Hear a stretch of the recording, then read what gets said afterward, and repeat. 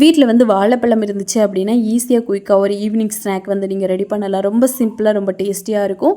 நல்லா பஞ்சு போல் இருக்கும். குழந்தைங்களுக்கெல்லாம் ஈவினிங் ஸ்நாக்ஸாக கொடுத்தீங்க அப்படின்னா உடம்புக்கு ரொம்ப ஹெல்த்தியாக இருக்கும். இது பண்ணுறதுக்காக நேந்திரன் வாழைப்பழம் ஒரு 3 எடுத்து கட் பண்ணி வச்சுருக்கேன். இதை மாற்றி வச்சுட்டு ஒரு கடாயில் 2 டேபிள் ஸ்பூன் நெய் சேர்த்துட்டு இதில் வந்து நம்ம நறுக்கி வச்சுருக்க வாழைப்பழம் போட்டு நல்லா வந்து ரோஸ்ட் பண்ணிக்கலாம். ஓரளவுக்கு நல்லா ரோஸ்ட் ஆனதும் அரை கப்பு போல் துருவின தேங்காய் போட்டு நல்லா வந்து ரோஸ்ட் பண்ணிக்கோங்க.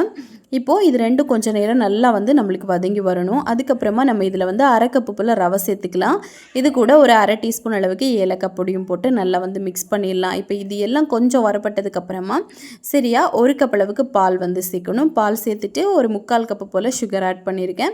நீங்கள் நாட்டு சர்க்கரை வெல்லம் எது வேணால் போட்டுக்கலாம். போட்டு நல்லா மிக்ஸ் பண்ணி எடுத்தீங்க அப்படின்னா ஒரு ஸ்டேஜில் இந்த அளவுக்கு நல்லா திக்காக கடாயில் ஒட்டாமல் வரும். இப்போ வந்து கொஞ்சமாக நெய்யில் முந்திரி திராட்சை எல்லாமே போட்டு நல்லா வறுத்தெடுத்து வச்சுருக்கேன். அதையும் போட்டு நல்லா மிக்ஸ் பண்ணிவிட்டு கொஞ்சம் நேரம் ஆற விட்டுடலாம். ஆறுனதுக்கப்புறமா நம்ம கைகளில் இந்த மாதிரி உங்களுக்கு தேவையான ஷேப்புக்கு உருண்டைகளாக பிடிச்சி எடுத்துக்கலாம். பிடிச்சதுக்கப்புறமா இதை வந்து மறுபடியும் நம்ம கடாயில் கொஞ்சமாக நெய்யோ எண்ணெயோ சேர்த்துட்டு இதை வந்து நல்லா ரோஸ்ட் பண்ணிக்கணும். அப்போ தான் வெளிப்பக்கம் நல்லா மொறுமொறுப்பாகவும் உள்ளே நல்லா வந்து சாஃப்டாகவும் இருக்கும். டேஸ்ட் வைஸ் பார்த்தீங்க அப்படின்னா ரொம்ப ரொம்ப சூப்பராக இருக்கும்.